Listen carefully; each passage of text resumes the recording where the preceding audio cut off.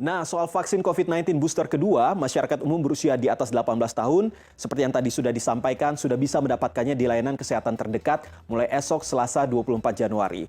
Tapi pertanyaannya, apa betul tidak perlu repot-repot untuk menunggu undangan atau menyiapkan tiket di aplikasi Peduli Lindungi? Nah, malam ini saya akan berbincang dengan Dirjen Pencegahan dan Pengendalian Penyakit Kemenkes, Maksi Rendrondonuwu. Halo, selamat malam Pak Maksi. Apa kabar Pak Maksi?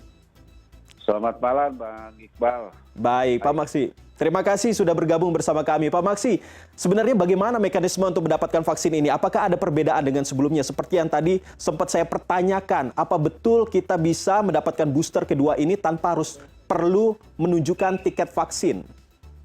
Iya, Bang Iqbal, jadi sesuai dengan edaran yang baru kami terbitkan, benar, jadi hari Selasa itu sudah bisa masyarakat umum yang di atas 18 tahun yang sudah eligible artinya sudah di booster pertama, kemudian sudah lebih dari 6 bulan itu bisa datang ke fasilitas kesehatan tanpa pendaftaran karena memang edaran kami itu sudah menyatakan untuk pencatatan nanti apakah dilakukan pengisiannya masuk ke aplikasi Peduli Lindungi itu menyusul ya karena kami lagi mempersiapkan untuk masuk di PIKER kemudian di KPCPEN. Tapi sambil itu diproses sudah bisa disuntik nanti petugasnya akan diinput kembali untuk dilakukan masuk ke sistem gitu. Jadi bisa didatang aja ke fasilitas kesehatan terdekat. Sudah bisa melakukan vaksinasi booster kedua. Iya, berarti ini artinya bahwa walaupun kita nantinya tidak perlu menunjukkan tiket vaksinasi, tetap akan tercatat ya Pak ya di aplikasi Peduli Lindungi? Iya benar sekali Bang. Akan tercatat di Peduli Lindungi. Ya. Lalu Pak Maksi, sertifikat vaksinnya bisa diakses. Bagaimana kesiapan Vaskes dan juga ketersediaan stok vaksin untuk booster kedua ini? Apakah memang betul-betul mencukupi mengingat saya saja sangat semangat sekali untuk bisa mendapatkan vaksin ini? Iya, jadi Bang Iqbal tidak usah khawatir. Jadi fasilitas kesehatan saya kira tidak usah ragu karena mereka sudah hampir 2 tahun ya melakukan, jadi mereka sudah siap. Kemudian stok vaksin sudah ada di daerah, Saat ini memang yang untuk sampai bulan Februari kami masih cukup untuk Pfizer. Nanti Maret April kita sudah banyak vaksin juga, terutama vaksin kita di dalam negeri Indovac dan Sinovac sudah siap. Baik, berarti bulan Maret ini semakin banyak lagi. Tapi apakah vaksin booster kedua ini bisa diakses Pak selain di Vaskes mengingat sebelumnya kan bisa kita dapatkan di mal-mal atau di mana? Apakah memang dari pemerintah sendiri menyediakannya? Iya, jadi kami yang mau bekerja sama dengan pemerintah, terutama pemerintah daerah untuk melakukan vaksinasi di mal-mal, di kantor-kantor, saya kira itu silakan kerjasama dengan pemerintah daerah, khususnya dinas kesehatan, dan itu vaksinnya bisa kami fasilitasi. Jadi kalau ada misalnya dari CNN mau buka di kantor, silakan hubungi kami dan dinas kesehatan, kami akan fasilitasi vaksinnya. Ya. Oke, Pak Maksi, tentu banyak yang antusias terkait dengan adanya vaksinasi booster kedua ini, apalagi memang masih gratis begitu. Nah, apa yang harus dilakukan oleh masyarakat awam untuk bisa mengetahui formulasi untuk dosis vaksin yang akan digunakan nantinya? Jadi saya kira itu bisa Bang Iqbal bisa diakses di website Kemenkes untuk jenis vaksinnya. Tapi ya memang untuk di edaran juga kami sudah cantumkan jenis vaksinnya, termasuk kalau dia booster dengan booster pertama dengan Pfizer, nanti dengan jenis vaksin yang lain itu bisa, atau mau dengan Pfizer bisa, itu sudah ada. Tetapi itu pun akan nanti ditentukan oleh ketersediaan vaksin di Vaskes. Kesehatan. Ya, Pak Maksi, seperti yang tadi sudah kami sempat jelaskan sebelum kita dialog pada sore hari ini, ada beberapa daerah yang ternyata masih mengalami cukup sedikit begitu untuk mendapatkan vaksin. Bukan untuk mendapatkan, tetapi untuk mau melakukan vaksinasi gitu. Apakah ada prioritas daerah yang terlebih dahulu menjadi sasaran vaksin booster atau akan dilakukan serentak di seluruh Indonesia?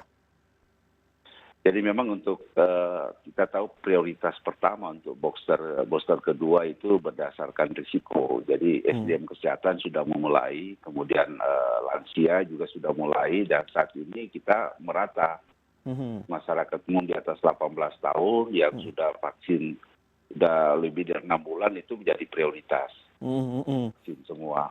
Jadi bagi daerah-daerah yang kurang seperti Papua, itu kami harapkan juga bukan cuma booster 2, booster 1 pun itu masih dikejar, ya masih bisa dikejar untuk booster 1. Ya.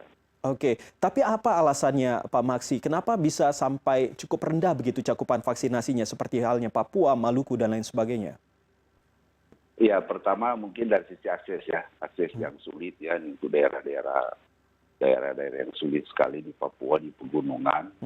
Yang kedua juga memang kita tahu bersama perlu dilakukan lagi sosialisasi yang lebih intens dengan melibatkan tokoh masyarakat, tokoh agama pada masyarakat, terutama di daerah-daerah yang daerah tertentu yang masih merasa bahwa vaksin itu manfaatnya kurang. Jadi saya kira itu perlu. Seperti saya kira Aceh itu cukup berhasil ya.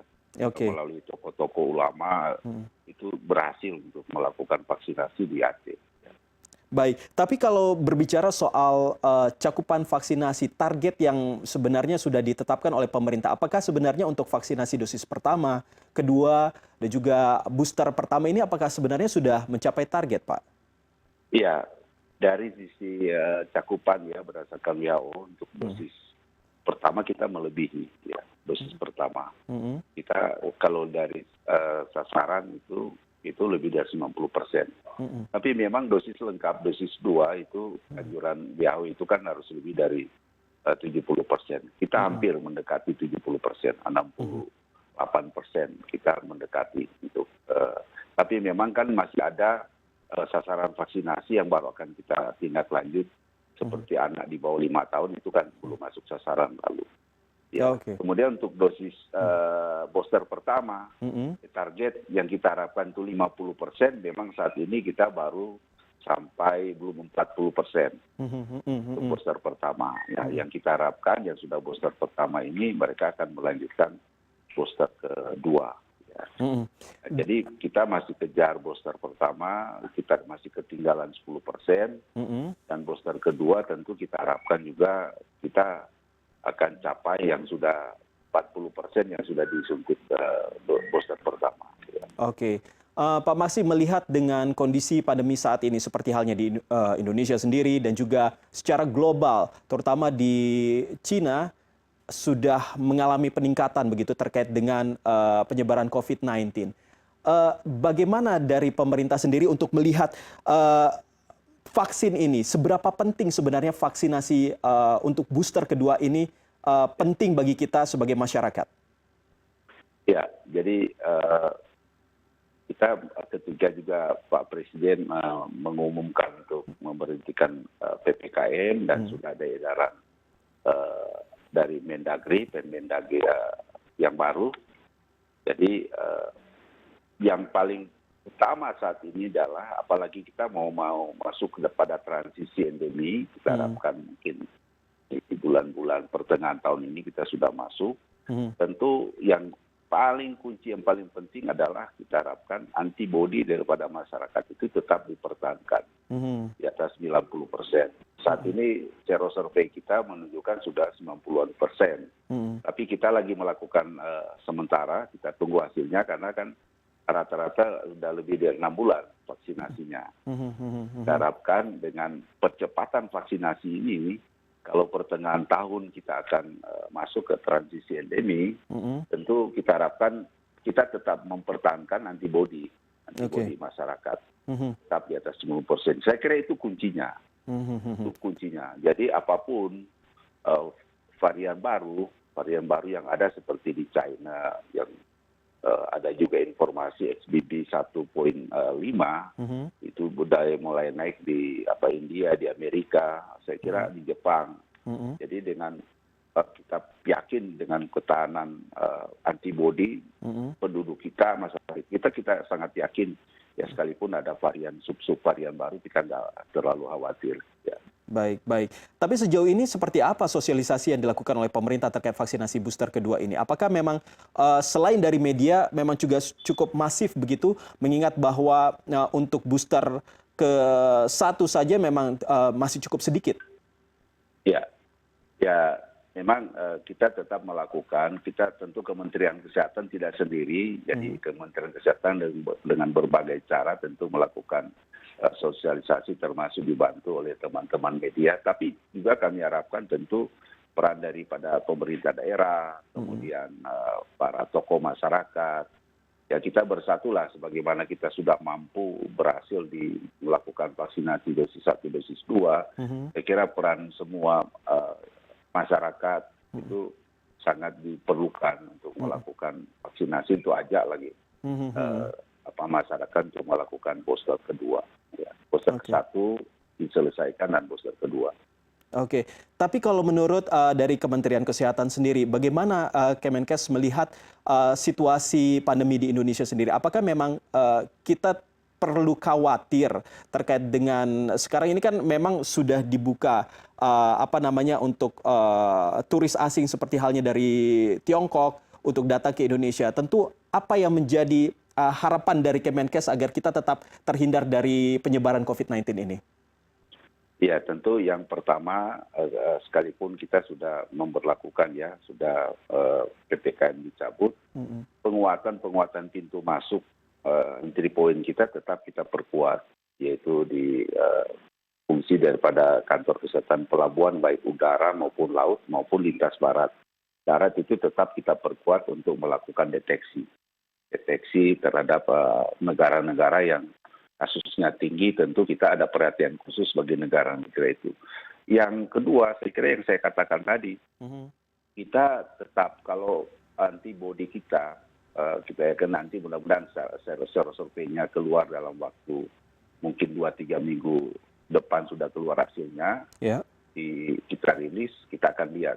Kalau masih di atas 95%, saya atau ya kita yang lalu 98%, saya pikir dan para ahli, para epidemiolog juga tidak akan khawatir ya, sudah mengatakan tidak akan khawatir. Jadi kuncinya itu, baik, antibody kita. Oleh karena itu vaksinasi saya kira booster kedua itu diperlukan. Mudah-mudahan di pertengahan tahun kita bisa pertahankan dan kita masuk belajar dari kasus yang saat ini terus menurun dan yang masuk hospitalisasinya sudah sangat sedikit sekali. Tentu kita akan dengan PPKM sudah dibuka, kita sangat lebih percaya diri bahwa kita akan masuk ke endemi. Ya. Baik, tentunya apa yang diharapkan dari Pak Maksi dan juga diharapkan dari saya dan juga warga Indonesia untuk agar pandemi ini segera berakhir dan juga kita tetap harus mengikuti apa yang dianjurkan oleh pemerintah untuk melakukan vaksinasi bisa benar-benar terwujud. Terima kasih Pak Maksi Rein Rondonuwu, Dirjen Pencegahan dan Pengendalian Penyakit Kemenkes. Selamat sore Pak. Selamat sore.